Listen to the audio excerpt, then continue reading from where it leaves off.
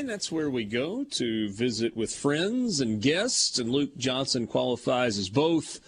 Farm Bureau, check out favorites.com and go with the home team. That is Mississippi Farm Bureau. Luke Johnson, co-host of the SuperTalk Eagle Hour, available to you online at supertalk.fm and, of course, on the Hattiesburg and Laurel SuperTalk stations. Day one of camp, day one of practice. Luke Johnson, do you miss day one? Well, yeah, I mean, going back to the game last night, I mean, we forgot to mention Logan Cook. So watching him drop bombs in an NFL Hall of Fame game, you know. Okay, hold on a second. I didn't forget to mention Logan Cook. Michael Borky had all of this clearly laid out. My computer crashed. I had read through everything. Those were just the names that immediately popped into my head. I have a full list with one exception of guys with ties to the state of Mississippi, and you reminded me about Kyle Sloter. Yeah, that's Luke. Cool. Do you remember? Luke, do you remember asking Richard for excuses? I don't remember asking him. It's in his contract. People just haven't read the fine print. No, what's cool about Sloter is he came to Southern Miss in 2012, was on the abysmal 0-12 team, redshirted, and got beat out at quarterback, obviously, with Nick Mullins. So he was a wide receiver for Southern Miss in 2013 and 2014, actually caught a touchdown pass from Nick Mullins against Louisiana Tech his redshirt freshman year, and then he transferred, out to Colorado and played in the USFL this past season. But yeah, I mean, watching the Hall of Fame game, seeing how those Mississippi guys did. But yeah, today it takes you back to when you moved into Bond Hall. Those of us that lived off campus, we would still have to come stay in Bond Hall for 2 weeks, and the air horn going off at 5:15 and you going down and eating at the training table and then really practicing, two times a day. So, yeah, you miss it. You kind of, on social media, kind of reach out to your former teammates and stories come up, on weeks like this. So, as camp begins, I mean, day one, you're not going through the motions, but you're getting acclimated. You're not in pads. There are things that teams want to accomplish, but some of it is kind of starting to work your way back toward game shape. Not that anybody's out of shape, but, you're not necessarily in game shape, football shape. What do you want to see accomplished in the first week of camp for Southern Miss? So these new guys that are coming in their first camp, whether they be transfers or JUCO guys or the freshmen, Tyler Knight said something pretty intriguing today, just how comfortable he was. And I think that we don't talk about it enough, but a college football player's culture and environment that he's around, kind of can lend itself to cause him more confidence on the field. And so because, all these guys have been in, going on 6 months in Hattiesburg, to hear some of the guys coming in and say, we feel comfortable here, we feel cohesive, we like this place. I mean, I think that speaks well. Will Hall said something today also that he could see them moving from a coach-led team to a player-led team, which, accountability and leadership, guys taking leadership roles on both sides of the ball. I want to see that kind of continue because, you won 3 games last year, but you finished, winning 2 of them. And will that type of, confidence lend itself through camp where where they actually feel like they can go out and win some games?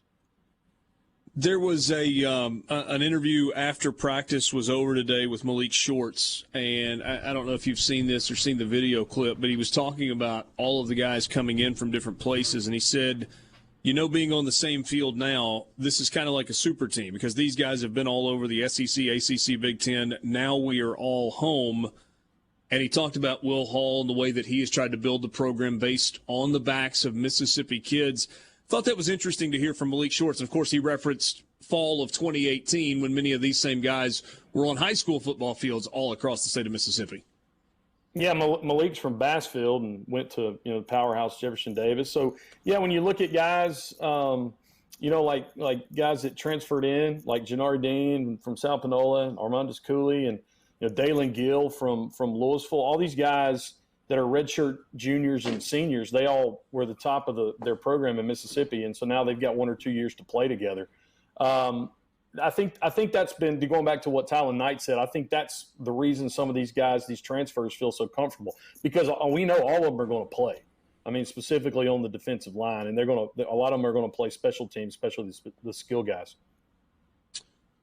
Of the transfer portal guys who are in their first season in Hattiesburg, who do you anticipate having the biggest impact? Probably the defensive linemen, Jalen Williams and Quentin Bivens and Cooley. But I do think Calvin McMillan and Bryce Ramsey have a chance.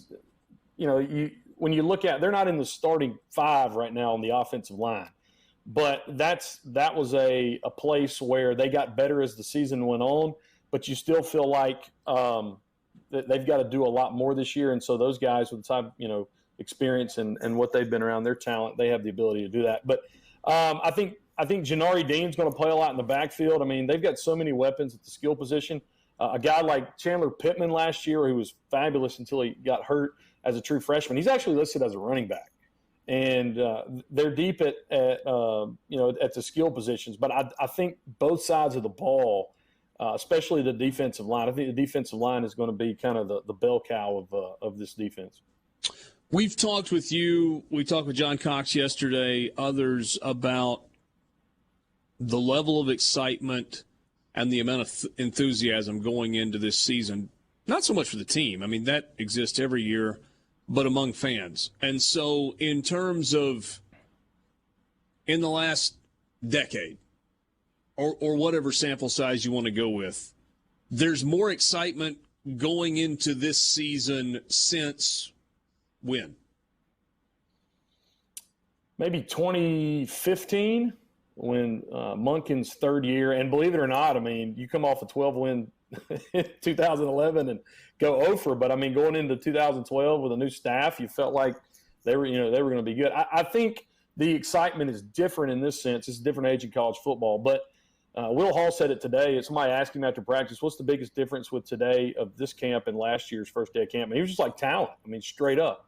He just said we are so much more talented, not just with scholarships, but I think I've told you before, a lot of the guys that transferred out, the guys that transferred in were much better. And, I mean, that's even some starters, at positions. So I think the excitement is it's not just Will Hall, but he has done what he said he would. He went after guys in the state of Mississippi, and he has replenished and upgraded many spots on the roster with guys from the state of Mississippi. So every community can, in some ways pull for Southern Miss, even if they don't claim to be a Golden Eagle, just because there's a hometown kid on their roster. Yeah, that's really, really cool. In terms of getting ready for the season opener against Liberty, we know it'll be a couple of weeks before they really turn their attention. I mean, it's about installation and acclimation and getting up to speed and making yourself the best that you can be for the first couple of weeks of camp. When you think about that season opener, knowing that Liberty's got a new quarterback, the guy that they had a year ago that a lot of people thought was a first-round talent is gone, what stands out to you in thinking about the season opener? I think the invaluable piece, the asset that Southern Miss has is Sam Gregg. Offensive line coach has been at Liberty the last several years. He knows the Hugh Freeze offense. I mean, he was coaching up the guys that blocked. And what Gregg has said in this preseason, going back to the D-line, he just says he is tired of trying, and he's only been on one day of camp, but just knowing what's on the defensive line of the ball, he says he's already got a headache having to deal with that every day at practice, and whether that's coach speak or not. The point is, Gregg's the insider. And he knows what's going on at Liberty. He knows who you're, what you're dealing with on that side of the ball. Of course, they'll change it up some. But I feel like last year I would have zero confidence in this game, and I feel like this year I think Southern Miss has a good chance at home to beat Liberty. You don't have many weekends left. Hope you enjoy them, bud. Thanks, Richard. Y'all